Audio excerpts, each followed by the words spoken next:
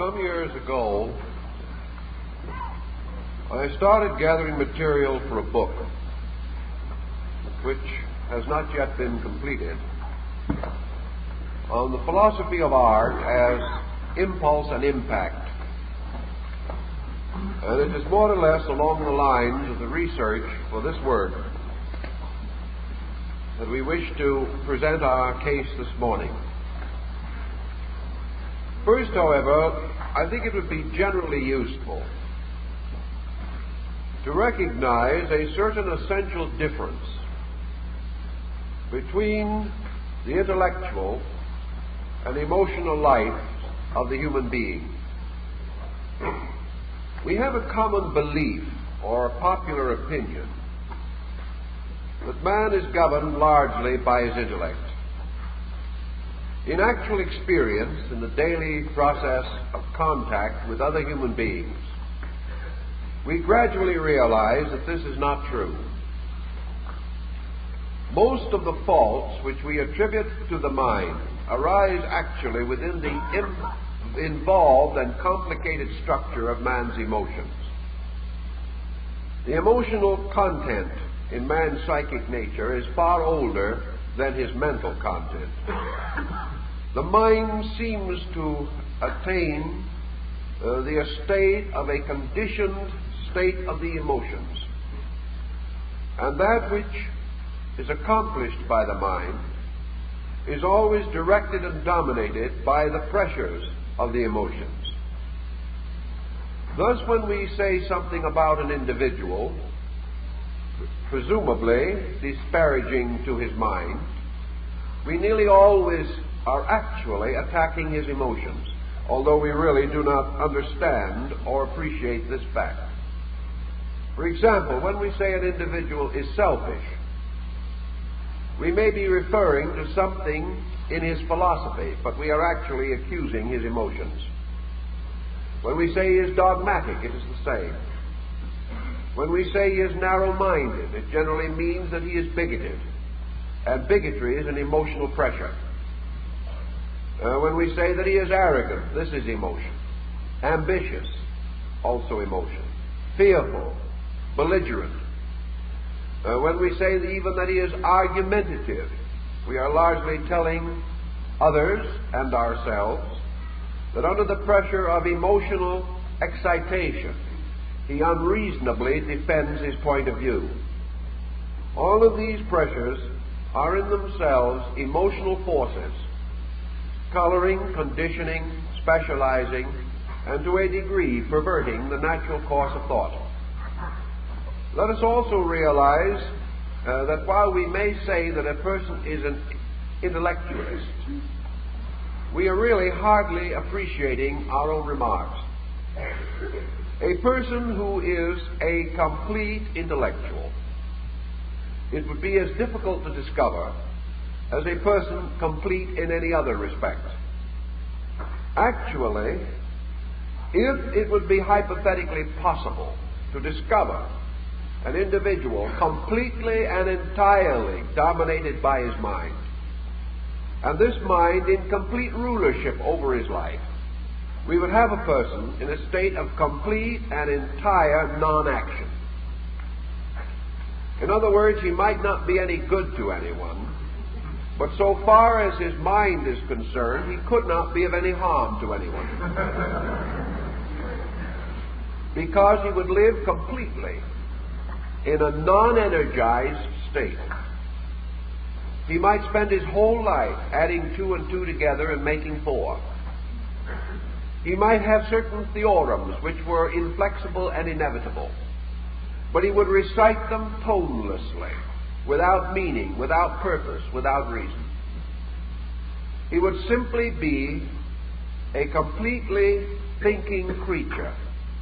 But if he was a full and entire intellectualist, he would be thinking without motive.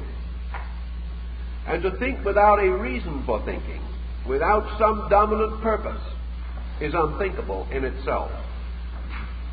So why does he think? He thinks because he wishes to gratify some emotion, some instinct, some attitude. If his business is an intellectual business, He may be thinking in order to supply the needs of his family, which in turn satisfies his emotional content. If he is an explorer or discoverer, he may be thinking in hope of fame, of distinction, of becoming outstanding, victorious, of being a pioneer. All of these emotional pressures. Or perhaps he may be thinking in order to be of service to others, to advance the general state of knowledge, for patriotic reasons. He may be thinking because he believes that the work he is doing is of signal importance to others. But the moment he states the fact, I believe that what I am doing is important, he is on the level of emotion. So that the pure and complete intellectualist is just about unthinkable. He cannot exist, because he can do nothing unless he is pressed to this accomplishment by some feeling, by some desire, some aspiration or ambition. In other words, he must have energy. And the energy for thought is all supplied by emotion. And without this energizing factor, the thought itself is meaningless. Therefore, in practical experience, man uses his mind principally to sustain his emotional purposes, to achieve their fulfillment, and for various emotional satisfactions within himself. Now, in the ancient Greek psychology and symbolism, all of the arts and sciences were personified as the Muses. And the Muses were all female figures, although they had rulership over the most exact intellectual departments of life. And above them all, and superior to them all, as the principle of wisdom itself, was Pallas Athena, also a feminine deity, as the complete embodiment or personification of wisdom itself. Thus, these ancient people seem to have recognized that the entire emotional pattern, the emotional pressure in man, is the cause and the nourisher and the sustainer of what we call intellect. Now, in the field of arts, which are, of course, under the patronage of great muses, according to the classical way of looking at these matters, we come into a world of inspirational values. Arts are essentially emotional expressions. And in the case of the arts, rather than in that of the sciences, an art differs from a science primarily in the dominance of its pure emotional content. A science is a form of knowledge that has been integrated and organized to the degree that it has been placed upon an experimental basis. And on this basis, certain causes set in motion always and inevitably produce certain results. Therefore, we consider the sciences to be the most exact forms of human knowledge. The arts, however, spring not from these exactitudes primarily, although many arts, because of their involvements in sciences, finally become highly accurate, as in the case of music. Arts in themselves are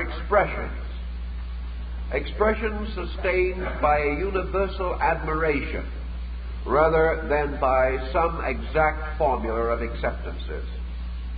Admiration itself is a highly emotional state, but represents one of the most sublime, altruistic, and unselfish of man's emotional forces. Art has been cultivated from the beginning of time, and we often come to mistaken ideas about arts as well as about other forms of learning. We conceive, perhaps at least abstractly, that someone somewhere sat down and discovered art. Such is not the case. Art is a universal appreciation that is released through man and has been since the beginning of time. There have been many artists, but no human being has ever dominated art, has ever been able to capture art and hold it and to separate it from the lives of other persons. Art is therefore a universal force, a powerful ministering agent in the life of the human being. The primary manifestation of art, as we know it, was the art of release.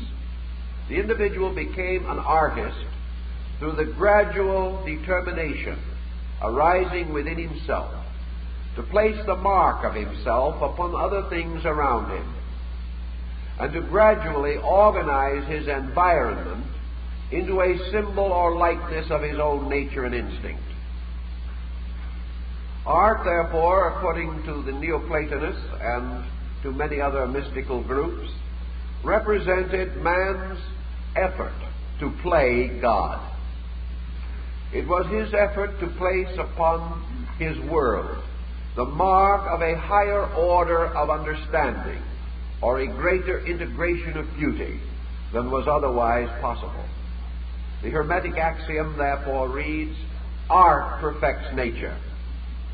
The artist in any field, therefore, is one who was attempting to aid and assist the natural operations of the universe, or to make these operations more manifest, more obvious to others, in order that others might, through this realization, worship or understand or appreciate more fully. Man cannot actually of himself improve upon the divine plan. But this plan, working upon nature and through nature over vast periods of time, has produced out of itself certain apprentices or beings possessing power to cooperate with nature, either through understanding, through admiration, through inspiration, or intuition.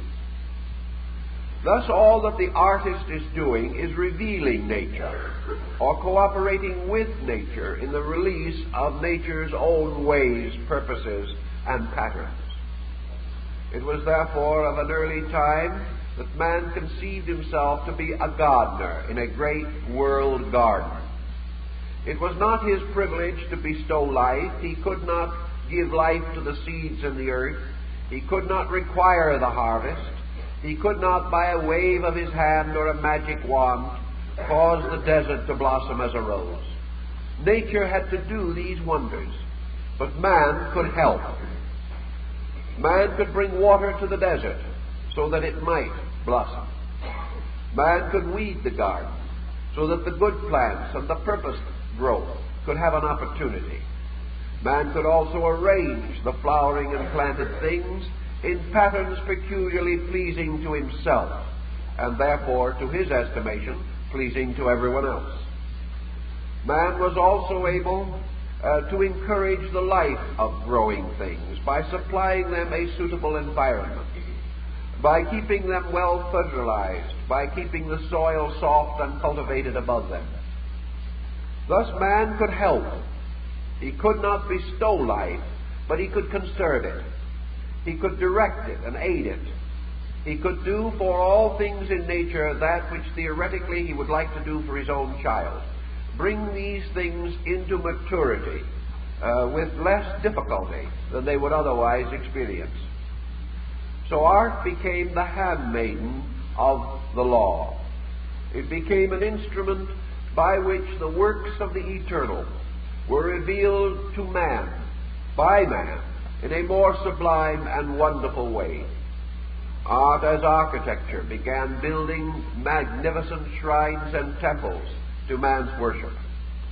Art as music brought the great masses and the wonderful litanies to the church and to all phases of man's aesthetic enjoyment.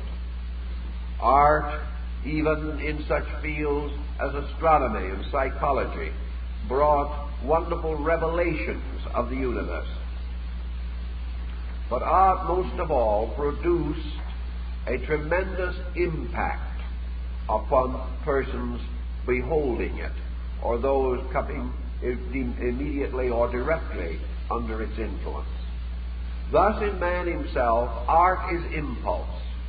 It is his own release of the patterns, divine and human, that are locked within his own soul. Art as impact is the reaction of this tremendous revelation upon other persons who receive into themselves a strong and pressured and conditioned reflex as the result of artistry as it is expressed through great creative ability. We often wonder who taught the great artists. We know, for example, that these artists had their schools and workshops where they instructed others. But who taught them?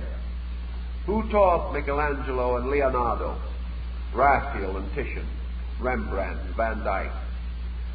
They dominated the schools of their times, and while they may, some of them, have had some instruction from other masters, we know that they did, they so excelled that instruction that they became dominant figures in the world of art and became teachers even though we cannot remember that they were ever students.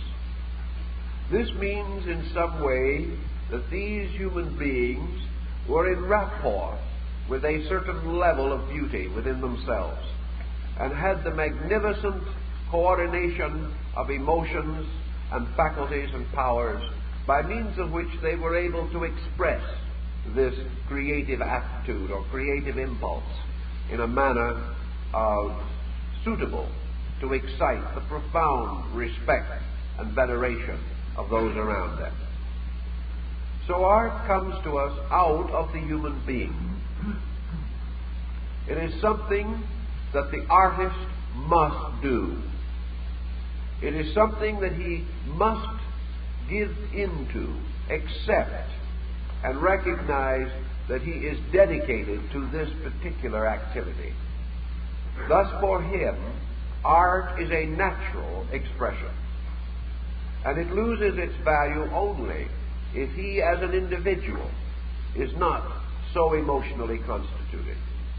If he is learning art merely in order to make a living, if he is training a mediocre talent in order that he may have certain personal satisfaction, then actually he is not a great artist. But if this art bursts through from within himself as a pressure which he cannot resist, and which he must live to fulfill through his own action, then we are in the presence of the potential of artistic excellence and in the shadow of a great genius. The average person is not a genius in any art, but still he has art requirement within his own life and nature. And therefore, just as surely as every part of the human personality must be brought into constructive expression if health and happiness are to be enjoyed, so each person, to some degree and in some measure, must express himself through creative artistry of some kind. Where this is completely blocked, where the individual is not permitted to manifest this dimension of his own psychic life, he is impoverished. The more so, and especially so, because the natural structure of the psyche itself is art. And as the Greeks and Egyptians so well pointed out, the release of the beautiful through man is the release of his own soul. If, therefore, he is deficient in this release, or has never found some way to express these creative instincts within his own nature, he is definitely impoverished, and the probability of normalcy for him is thereby reduced. This is especially important because the pressures by which we become psychotic, the pressures by which our internal life may be seriously disturbed, with most disrupting results upon our physical body, these pressures are from the emotional level, or from the level of the arts.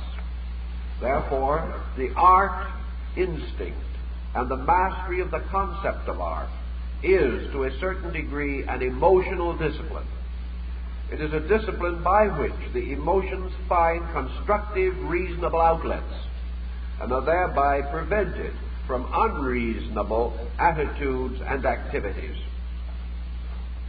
So we will consider first art in its nature as impulse, the impulse of the individual to reveal himself. He will not perhaps define this as self-revelation. He may think that he is revealing a cosmic quality through his own nature. But actually, art is the individual's own psychic integration or entity, moving out into expression along lines of beauty and release. If, therefore, we consider this matter carefully, we realize that there are many arts which can be practiced to the benefit of the person. These arts may include any way by which man releases himself, whereas the most of our so-called intellectual attainments are those of accumulation. Therefore, accumulations are static until they are vitalized by a dynamic within us. And whatever our mental accumulations may be, they depend upon our internal psychic stimulation for their usefulness, for their application in spheres of specialized endeavor. Therefore, the individual, no matter how learned he may become, remains static, remains comparatively impotent and sterile, until his own aesthetic or artistic soul ensouls his reason, gives purpose and direction to his intellect, and causes him to be a creature with purpose. So purpose comes from this psychic integration. And man's purpose is no truer, no wiser, no better than the degree of wakefulness which has been attained within his own soul. The soul which is awake purposes the mind to constructive action. The soul which is not awake, which is not matured, which has not oriented and integrated itself, cannot bestow this purpose, so that the intellectual and material lives of the person become sterile. How then can we express these creative instincts within our own natures? Usually first by recognizing that they are necessary. And this necessity has been clearly brought to our attention in recent developments along psychological lines.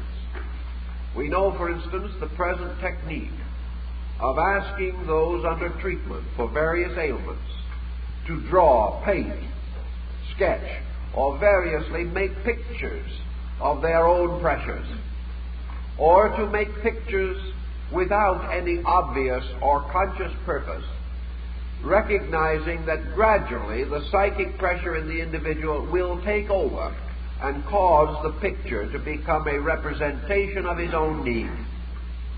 This is one of the important modern forms of diagnosis. And as diagnosis is two-thirds of the remedy, you can recognize its importance.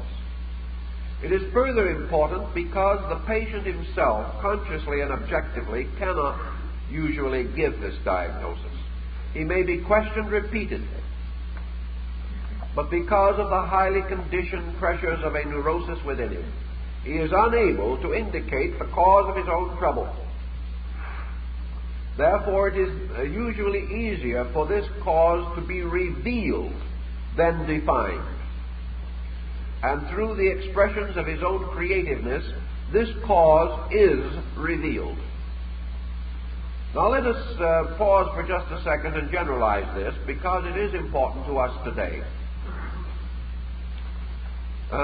Statistics available and studies made in recent years indicate that to the degree that we find rising pressures of psychic intensity, we find lowering standards of aesthetic achievement among a people.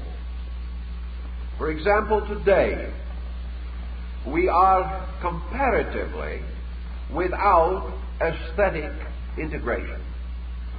As a result of that, we are the most miserable people, probably, in the history of the last 1,000 years.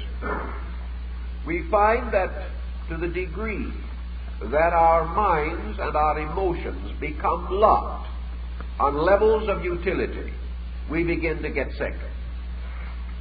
We observe also today less and less appreciation for what might be termed pure art values. We find even the artist himself utterly confused. We find him torn between his emotions, the emotions of sincerity and the emotion of profit. We find him compromising his own God-given talents in the effort to please persons without ability or discrimination, and thus be a successful artist. We find also that in most arts today there is a dominant confusion. We blame the artist. We sometimes blame the critic. But the one person we do not blame and should blame is ourselves. We can and could easily change this situation by a distinct stand as human beings. We can demand what we wish, and we will get that which we demand. Our own indifference, our own uncertainty and confusion upon an emotional level, all these prevent us from a clear statement of our own desires, or a clear conscience for the support of that which we honestly and naturally believe to be right. While this confusion exists, we will have the present difficulties. The average home today in America has little, if any, consideration for art. Beyond perhaps a rather superficial effort to make a pleasant or colorful environment. I was talking to a man not long ago who had furnished an apartment. It seemed to me that his brand new overstuffed set was a little out of place in the pattern. The rest of it was not bad, but this sort of didn't look quite the way it should. So I asked him, I said, how did you happen to pick that particular shape and that particular upholstery? Well, he says, I'll tell you. I really didn't like it myself, but I got it for $49 off. And to a degree, $49 off, or buying it wholesale, or 10% discount to the trade, determines more or less our environments today. Obviously, we must economize. But if our instincts were as strong on an aesthetic level as they are on the level of our economy, we probably would search a little longer and finally discover at the same economy something that was suitable. But we do not think it through that far. We do not realize that we live within a pattern that is forever moving in upon us. And that to the degree that this pattern is not thoughtfully arranged and not well integrated, it will and does have a detrimental effect upon our own living and thinking. Very often we become so accustomed to this detriment that we lose sight of it entirely and are only reminded of it when we discover that the environment, no longer as furniture and fixtures, but as what we like to term home, is not especially attractive to us. We find that the atmosphere, or the psychological level of home consciousness, becomes more and more deficient. And we do not know what to blame or who to blame for the nervousness, the edginess, the lack of compatible understanding which springs up in these environments. A good many of these problems are simply due to these environments, which have not been properly considered and have not been arranged with a due regard for artistry, for the creation of a setting that not only satisfies the individual, but is to a degree a stimulation upon him for further progress.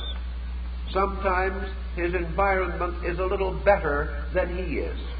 This is good, because it will make him stretch and grow.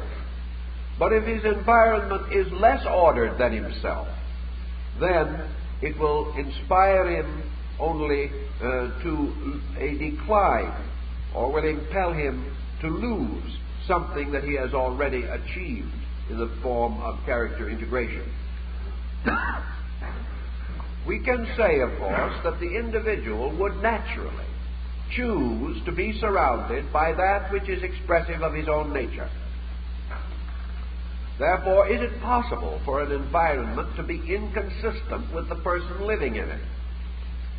It would not be possible if man was aggressively an individual, in the sense of taking a dynamic attitude toward things. But as he moves about from one rented apartment to another, as he gradually moves what furnishings he has into one environment after another, he gradually loses domination over his own patterns. He becomes accustomed to things which are not really pleasing to him. And becoming thus accustomed, he loses the keenness of his own insight. And once he has dulled this, once he has denied himself, or perhaps denied himself many times, he is capable of creating an environment that is inconsistent with his own nature. If his nature is strong and insistent, however, he will gradually and relentlessly change this environment.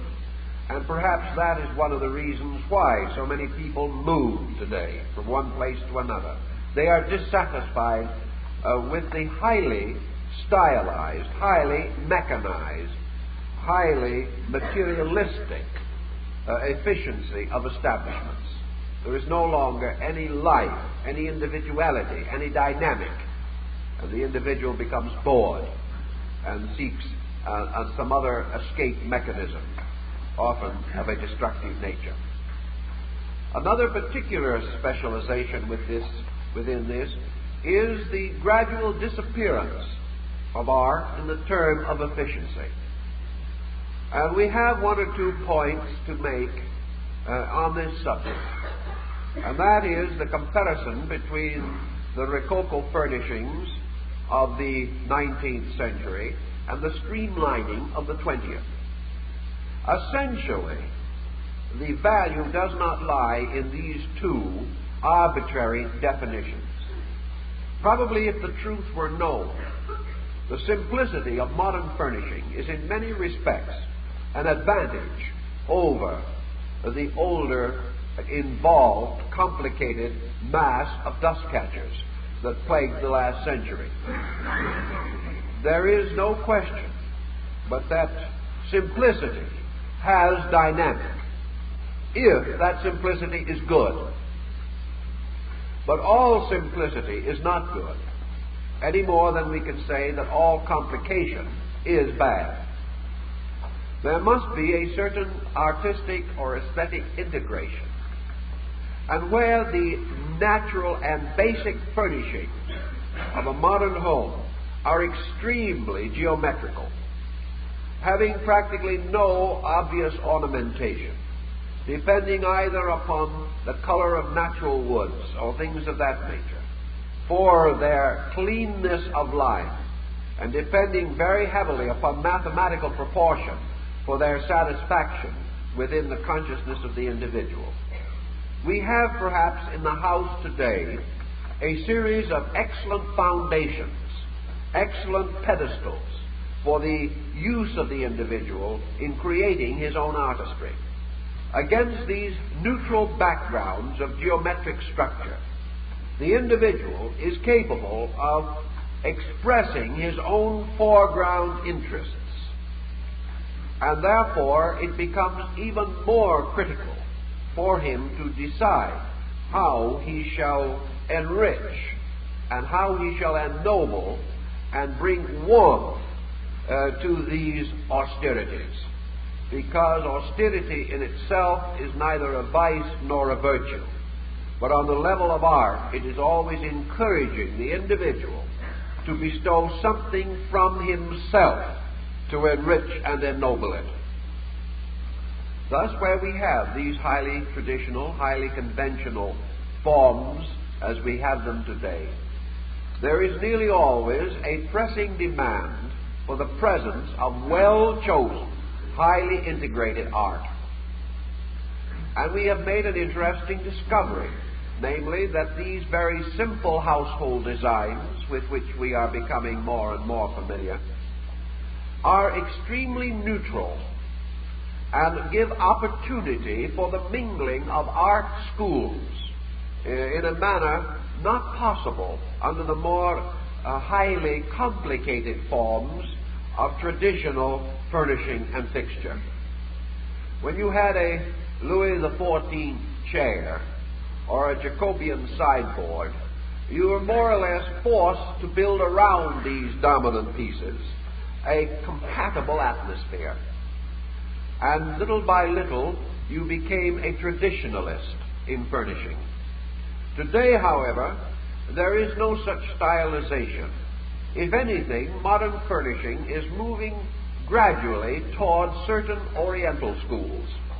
And I believe that the Japanese home furnishing concept has taken a deep and powerful hold on the American imagination. In any way, the simplicity of the present furnishing makes it possible to blend with it almost any form of artistry which is pleasant, happy, and compatible to the owner of the establishment. We thus have today a wonderful opportunity in the home of blending East and West as schools of ornamentation and artistry. We will find that in the modern home, with its most tailored and most highly specialized furnishings, that Oriental art is most effective, that Greek art is effective, that Egyptian art is effective, that the fine old masters of Europe, the Gothic art, all of these fit magnificently, and they work together in an astonishing way, so that the person is perfectly able to bring together and even mingle many schools of appreciation. These schools give him a warmth, give him an understanding, and give him great opportunity to reveal his own nature. It is therefore rather depressing to find that the majority of individuals do not accept the challenge offered by these things. They are satisfied with mediocrity in the form of a lamp and a pair of bookends. They are not inspired to fulfill the challenge of these wonderful pedestals upon which the individual could place the objects of his own understanding. Thus we have great need for artistry today to help to build better homes, better families. But while the utilities may be supplied by firms and houses specializing in these things,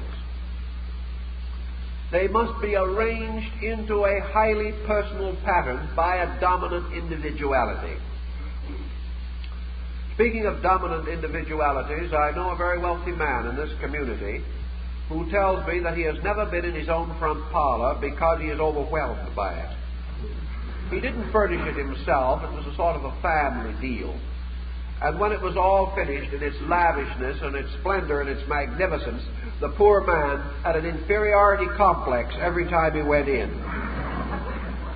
In other words, he was completely dominated. He had no sense of being able to create something himself within this environment. It just moved in upon him. And this can happen also if we believe all it says in the books on furnishings. That we should like this, that we must appreciate that, and that we are little better than morons if we do not choose a certain type of thing. All these pressures prevent the individual from being himself. And perhaps they save him while he has no self that he wishes to express. But if he has a dynamic, he should release into his environment, fulfilling the things which he believes to be necessary for his own peace, happiness, and intellectual moral security. So much of that field, and we go into others. In the field of artistry, we've already discussed the problem of music in a lecture which we gave on the last program, so we will not emphasize that phase today, other than to point out the same rules apply. and that the selection of a musical life, now greatly enriched and made more dynamic by the high developments of fidelity and things of that nature in good music, that this in turn becomes a challenge on the life of the individual to choose that which is appropriate to his own consciousness, and to try at the same time and grow. So we will emphasize especially this morning that type of art most generally associated with the term, and that is painting and sculpturing.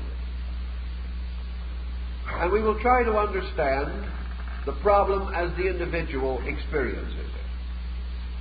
The individual naturally progresses from within himself in terms of symbolism. Every human being who has any kind of a psychic integration is instinctively a symbolist. From the time when he doodles on the telephone pad to the time that he becomes another Michelangelo, he is a symbolist. He is forever releasing or expressing or exposing something from within himself. Now, a great many persons are not skilled artists. And in a great number also, the instinct to art is not strong enough to dominate other instincts. If this instinct is not strong, it can seldom, if ever, be transformed by learning into genius.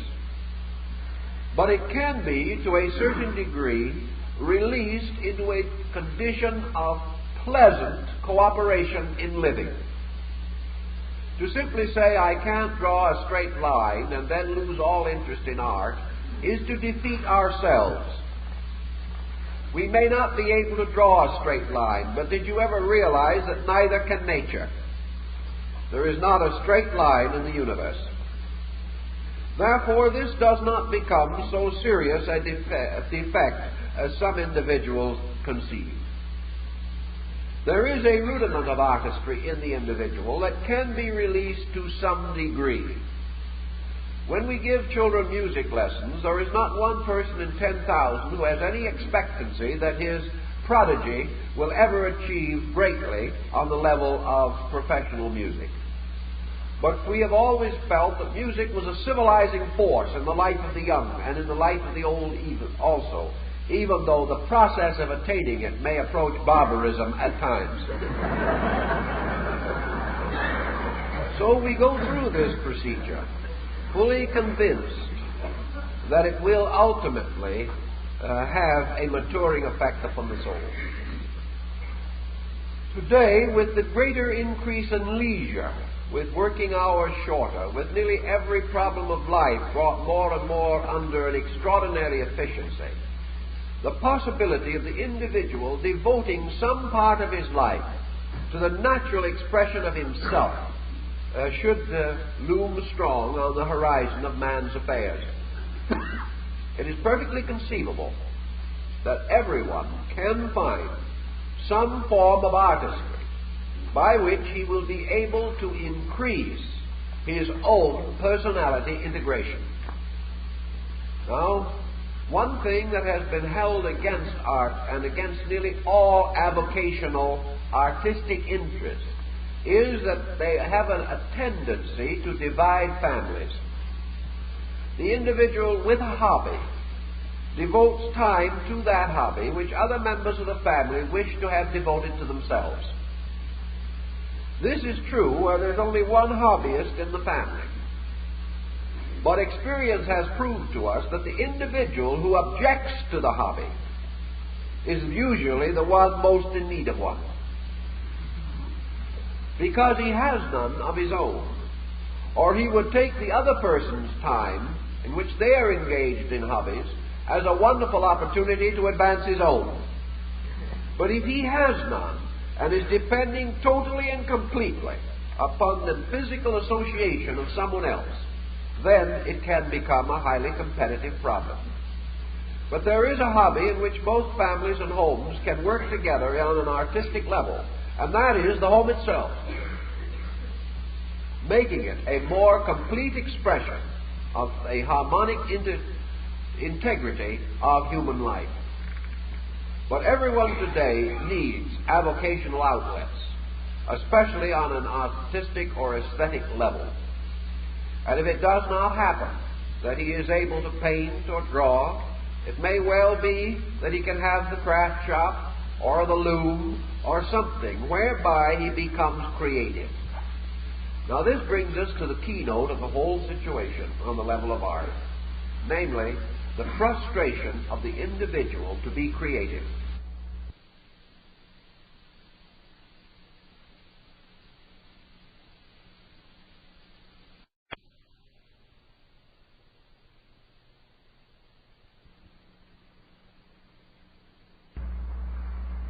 In the days of the guilds, the tailor, the merchant, the grocer, the tinsmith, these persons were creators. They took a tremendous personal satisfaction in making something grow or come to usefulness through their ingenuity. They were recognized as leaders in their society because they were creative artisans. Thus they had something we have completely lost, and that is the pride of creativity. Today we must find this again, because without it, our neurosis will increase. We must release. We cannot allow all of the advantages and opportunities and privileges with which we are surrounded to flow in upon us, be captured within our own minds, emotions, and memories, and there stagnate. Unless we can take what we know and do something with it, it endangers us and creates within us the possibility of abnormalcy and serious psychological and psychiatric problems. This lack of creativity can be best and most easily supplemented or compensated for by a strong development of whatever artistry we have. If we do not feel that we have any artistry at all, that is all the more reason why we should search for some expression by which we increase either in our appreciation of beauty or in our skill, or in some way in which we can contribute self-expression to a life very largely dominated by formulas. Formulas in themselves as dull as dishwater. Formulas of no value to our psychic integrity. Now, from this art as impulse, we then turn to the concept of art as impact. Just as surely as man feels the need of creativity within himself, so he responds instinctively and inevitably to the creativity of others. Whenever a person looking at something says, "I like it," or "I don't like it," he is reacting to art as impact. Art as impact is the acceptance through his own sensory perception of the ingenuity, the genius, the sublimity, the symbolism, the moralism which he finds in the things he sees, or the sounds he hears, or the buildings where he functions in life or business. Thus everything around us in the world that is the product of human genius and ingenuity becomes a form of art as impact. Art as impact will be found in the parks of our cities, in the public buildings of our communities. The art as impact will be found in the outlines and profiles of our automobiles, the new color combinations on our refrigerators and deep freezers. Everywhere where things have been made colorful, have been given good, clean line of design, have been made to glitter and to shine. All these things are impact upon the psychic nature of the individual. and even commercial art has realized that man has within him a focal point of intensity which does respond, reaches out and tries to grasp that which pleases it. This type of discovery, while on a comparatively low level of aesthetics, is still factual and indicates much more upon which we can build if we are so minded and desire. So we have around us schools of art, great and not great. And we find that the individual, in responding to art, is also telling us a great deal about himself.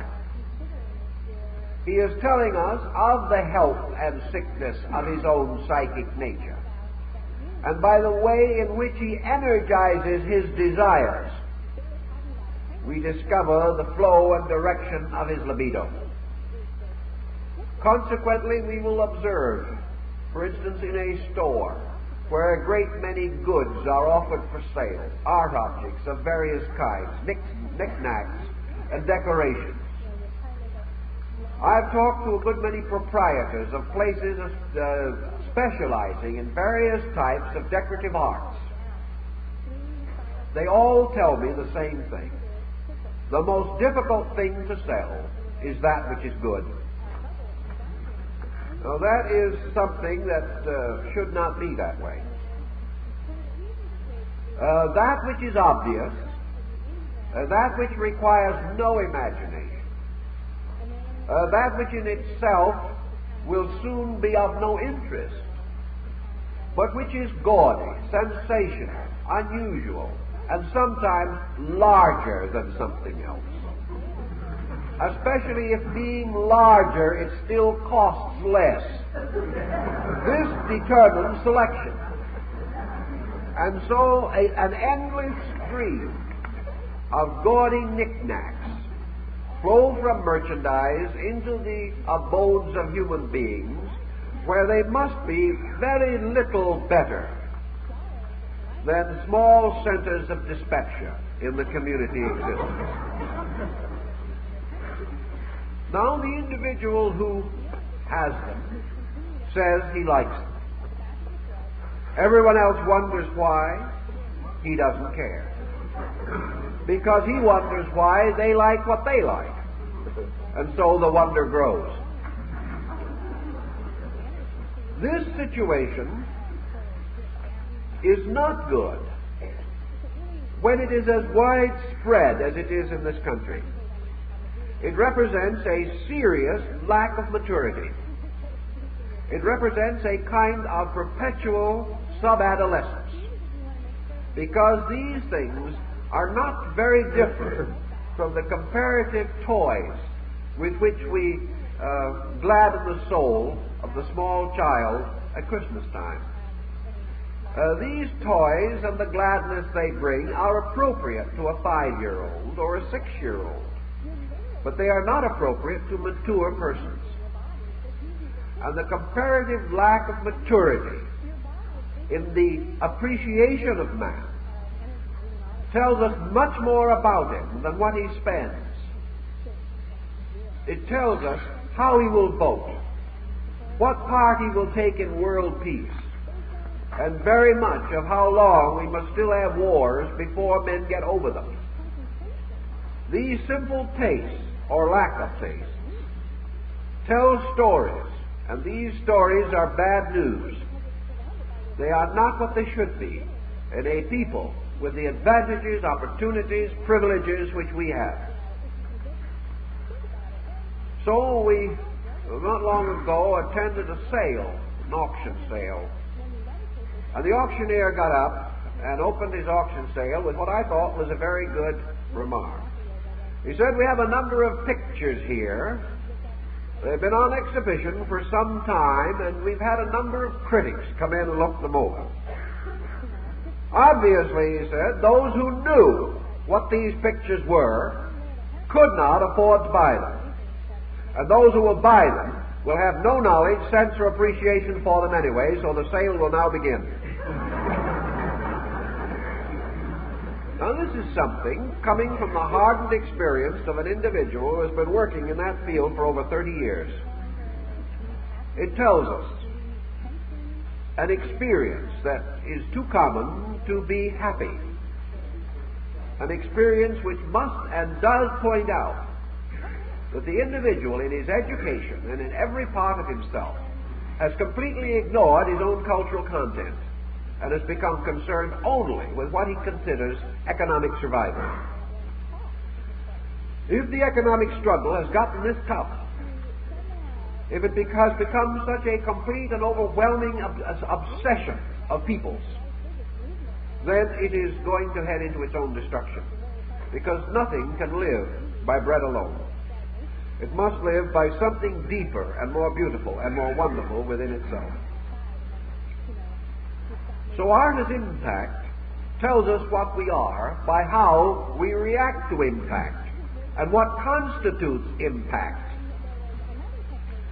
And where we react to that which is not good, where we react to something, as one customer said, picking up a small object, "I love it, it's so silly." Now, if that is the basis of affection, they must have an extraordinary group of acquaintances.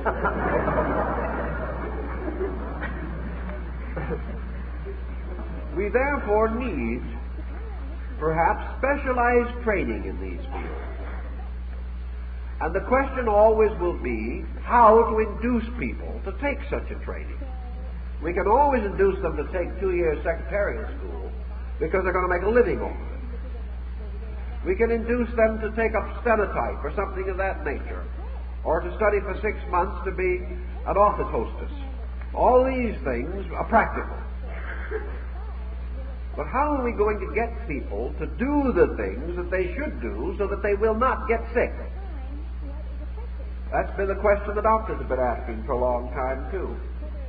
Because in the field of healing, there are millions of dollars for recovery and not one nickel for prevention.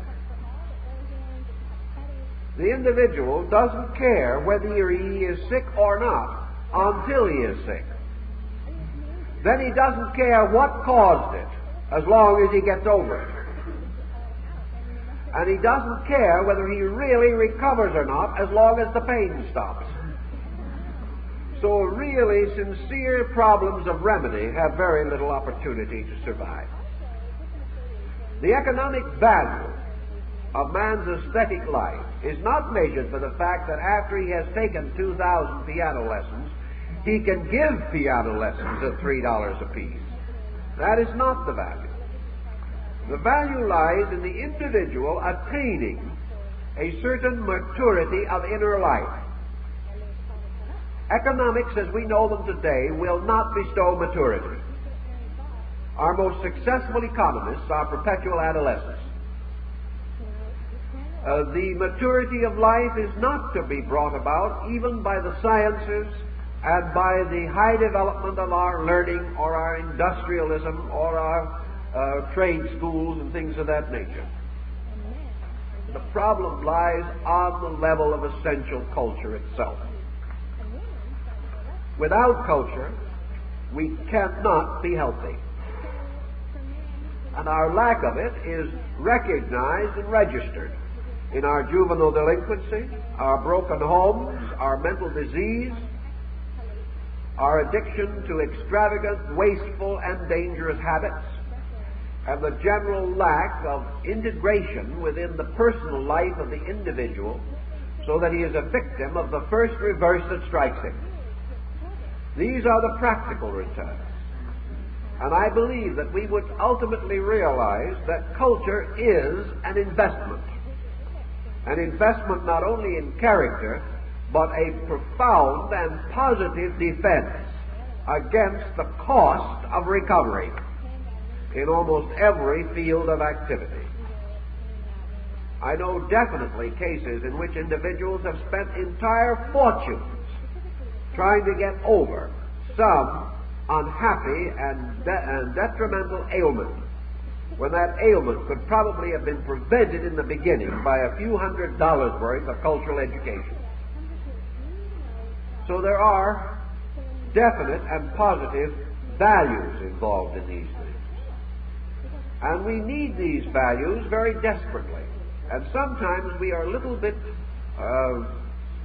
discouraged by the fact that those persons who should be most aware of this, students of comparative religion, philosophy, and the great creative, mystical, and esoteric subjects, that these are among the worst offenders in this particular, because they have become so much interested in their notions and their ideas and in their doctrines and their beliefs that they have not reserved any part of their means or their time for the simple aesthetic pursuits which they have come to regard as almost below their level of attention. This is distinctly wrong, and is the reason perhaps why we have so many debates and so little understanding on the levels of knowledge. Because the individual becomes learned without becoming a lover of beauty, and without giving beauty an opportunity to express itself through his life. Where this happens, there is a deformity in the soul. And where such deformities exist, discord, dissension, disillusionment, discouragement, and all these are not far off. Now, in the field of art as impact, we also have many levels of artistic appreciation. One of the things that the average person learns if he becomes interested in art is that his art instincts grow. We may have various mementos around us that are associated with us throughout life through some pleasant, intimate, or personal emotional attachment. Those are one types of art, usually of no great value in themselves, but valuable because they remind us of something, recall something to our minds for which we have some deep regard or remembrance. These are of one order, but in the level of art itself, the individual should grow. The person unskilled and untutored in art cannot become immediately learned, because art must first of all please you. The proof of art is the fact that the individual is rejoicing in himself because of it. I've talked with some very great art experts as to what constituted for the individual a great work of art. They are all of the same opinion, that the term great is completely personal and relative, that which is satisfactory to the person who beholds it is for him art.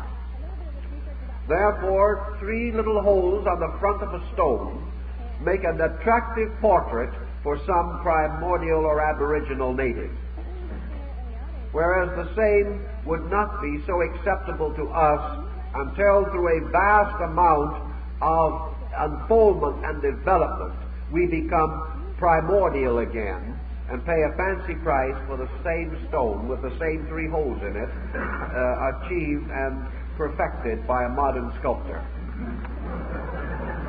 Now, the difference between an African primitive and a Parisian primitive is very great. The African primitive is honest. It is the natural instinct of a people releasing from itself its own dream of beauty. To us it may be a little bit not beautiful, but it has a tremendous impact of integrity. But when a piece of this kind is copied as the result of a group of French artists sitting around in the Cupole or the Dome in Paris drinking absinthe, when this piece is copied by a decadent modern, it is not art anymore. It isn't honest. It was honest when the primitive man made the 3 little holes in the stone and called it a face. There is something tremendous in his dream, his vision, the entire impact of his consciousness. But when a modern man, knowing better, does these things, it is not art. This we have to learn sometime to realize. And that these arts which are not honest can never serve the common good of man. But assuming that the person is simply unskilled but honest in his mind, he may choose some comparatively insignificant and actually unmeritorious work and say, I like it. If he does, it is for him. For it is not only answering a longing within him, but it is telling us the story of the level of his own appreciation, or the level of the value on which he is able to function. This impact is a complete diagnosis of something. It tells us not only what he likes in art, it tells us how he will face life, how he treats his family, or how his endocrine system is, how he will work with other men in an office, what his probable religious ideals will be, and about how much defense he has against a nervous breakdown or stomachic ulcers. All this is told by this statement of his, I like it. It is telling us a great deal about that person. If, however, he is an honest, natural person, he will take what he likes and take it home and cherish it. And then about 6 months later it will disappear. Why? Because he has learned the lesson of it. Because the psychic content in man, like every other part of him, is never satisfied. It must grow. As soon as he has become accustomed to a thing, the moment it ceases to challenge him, he becomes indifferent to it. It is like the person who just couldn't live without that new car until he got it. 2 weeks later, he doesn't even take care of it. Once he has it, either as a possession or as a level of consciousness, it loses interest for it. Therefore, he will be impelled, if he is normal and natural, to reach further. And the next time he says, I like it, the object of his liking will be a little more advanced, a little better. For it may happen that having secured his first piece of art, good, bad, or indifferent, he had an experience which he recognized as psychologically significant. Therefore, perhaps he read a book on the subject for the first time, or decided he would go and attend a class on art appreciation, or perhaps he went down to some friend of his who was an artist and had a little chat with him about these things. Something stirred in him, and he started. And once he started, there is no end. For after he had gotten through with that particular impact, he began to think more about it, just as the musician, the music appreciation person, does not start by a full and complete appreciation for Beethoven, but he can grow to it gradually. And it is never his, while a friend of his tells him he must appreciate Beethoven. That is not the answer. It must come from within himself, in his own solitudes, in his own quietudes, and without pressure of any kind. He must slowly begin to appreciate. And as he appreciates, he will make his own selections. And it is this in art also. And a person who has started to have a certain instinct in that direction will in 10 years make many changes in his attitudes and will gradually begin to reveal a selectivity of appreciation. Now this is what we finally discover. Your great artists, particularly your great connoisseurs of art, these individuals whom we may term highbrows because we do not understand them, but the great leaders who have developed the greatest appreciation or the greatest soul receptivity to art as impact are all of the same mind. Because when they reach a certain degree of excellence, they come to a common appreciation. For they realize that they are approaching the substance of pure beauty. and that the great masterworks of the world are the most thinly veiled representations of this pure quality of absolute excellence. Such works are rare, and very few may ever own them. But those who understand them, and many who have understood them well, have never owned them. Those who have this appreciation can turn to an Italian tapestry or a Chinese painting, and if it is of that level of internal excellence, revealing that quality of creative consciousness on the part of the artist, it will be equally acceptable as impact.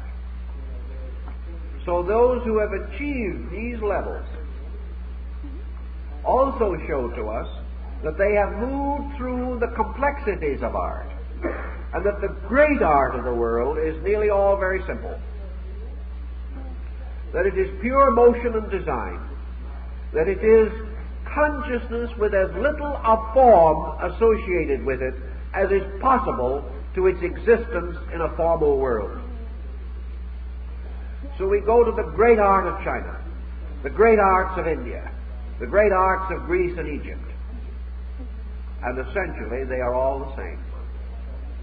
We can take a superlative example of Chinese art and put it alongside of a superlative example of Greek art, and it may be very difficult for even the expert to tell the countries the two came from. Because as the nation itself, as the Chinese artist and art connoisseur, increased in his understanding, he became international. He was no longer bound by traditions and by the cultures of his own people.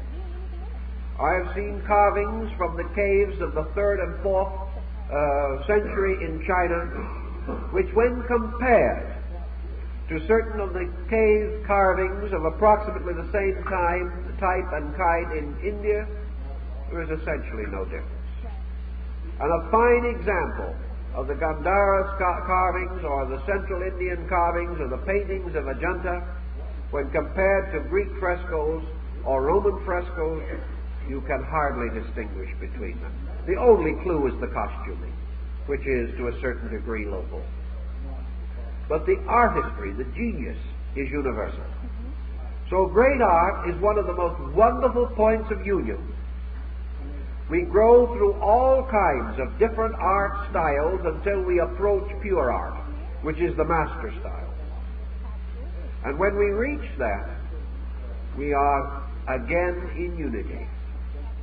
And this experience is tremendously important to the individual. It helps him to grow and to express himself continuously. We know that the individual is nourished through his eyes and through his ears, almost as much as through his mouth. The mouth may nourish the body, but the ears and the eyes nourish the soul. And therefore, the constant association of the individual with certain standards set up by himself for the civilization of himself, this association brings with it a subconscious growth, a subconscious enrichment of character.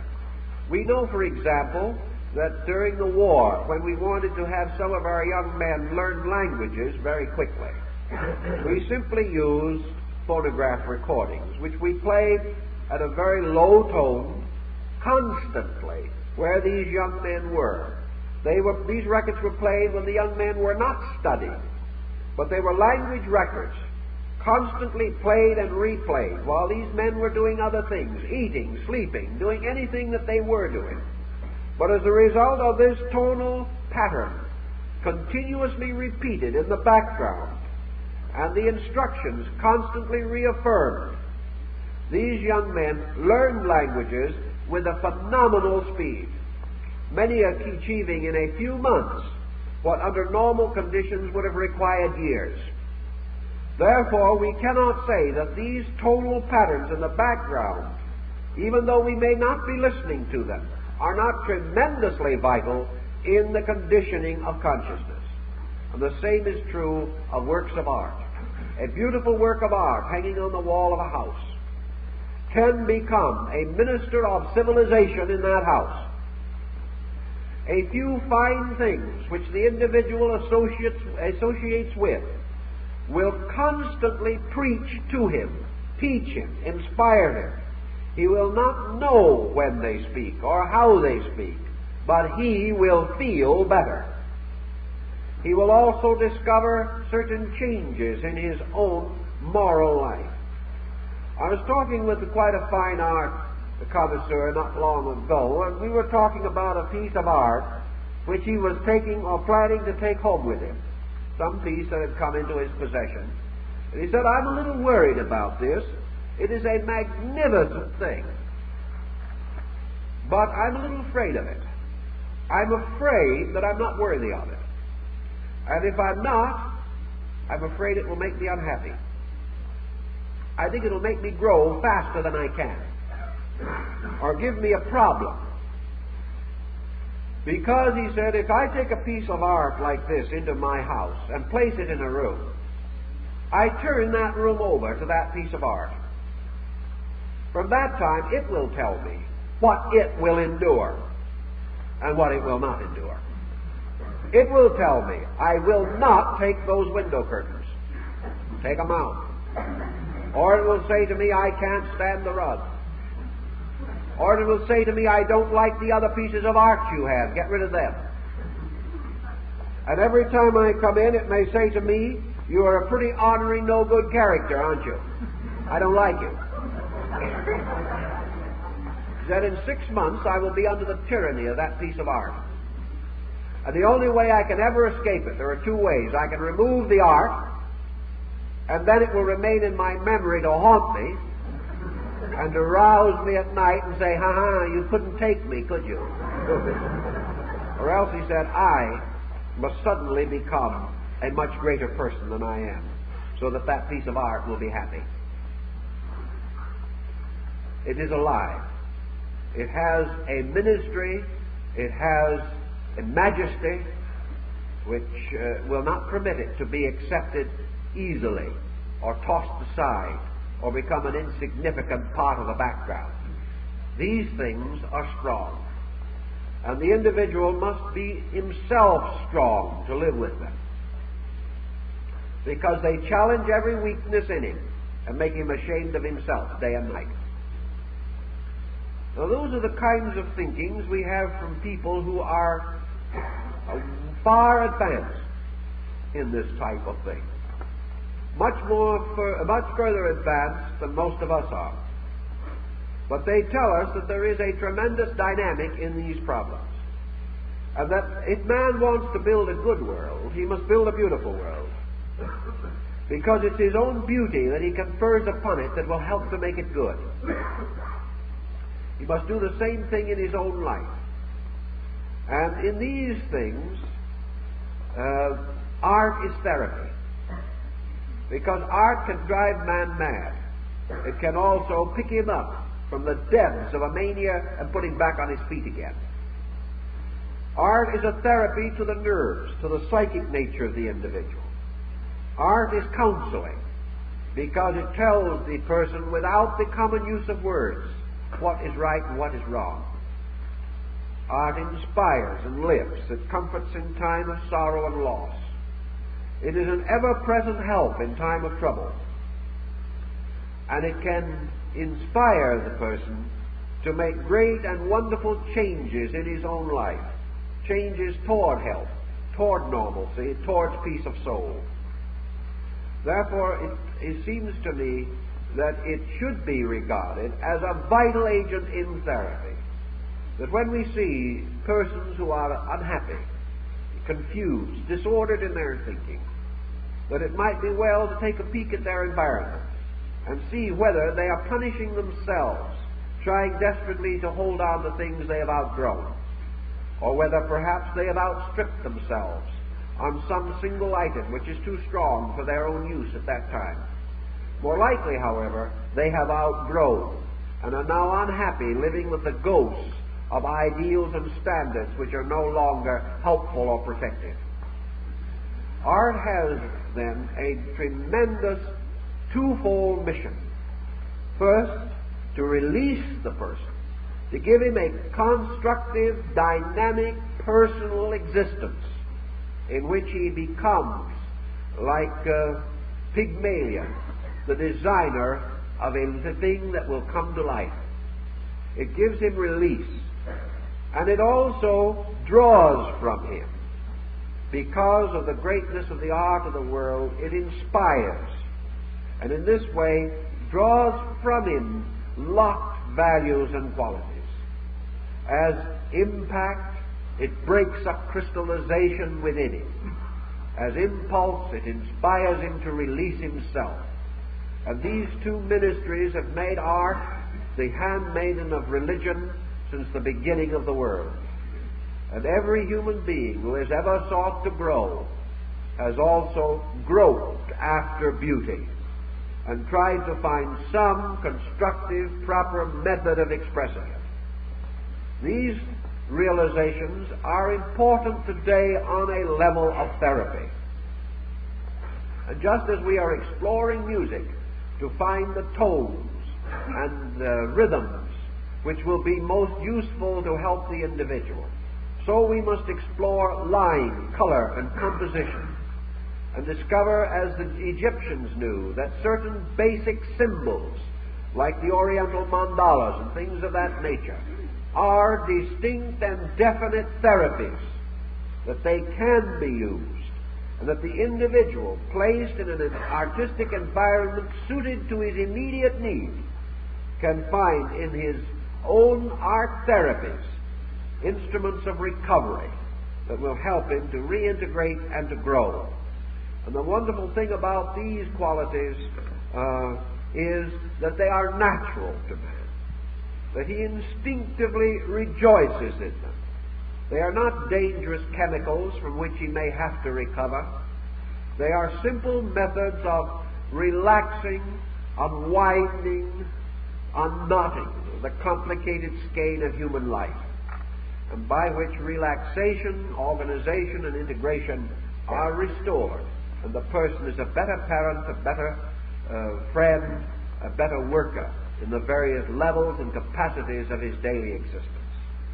So we do strongly recommend the concept of art as a therapy, and that the individual can experiment with this in a very simple way. He can take a book of good pictures or good arts of various nations. He will also find instinctive interest in the arts of certain peoples and times. He will look down through these pages and suddenly he will stop. That one pleases him. He has found something he likes. And as soon as this emotion strikes him, as soon as this instinct hits, let him sit down and work out why.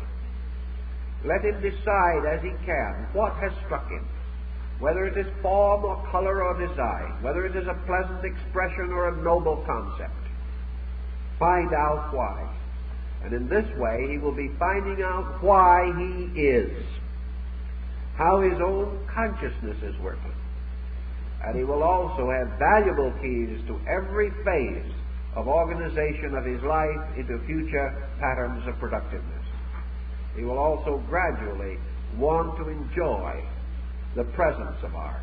He will want to enjoy association with it. He will become discriminating. And gradually art will lead him, like the muses, into a nobler pattern of life and conduct.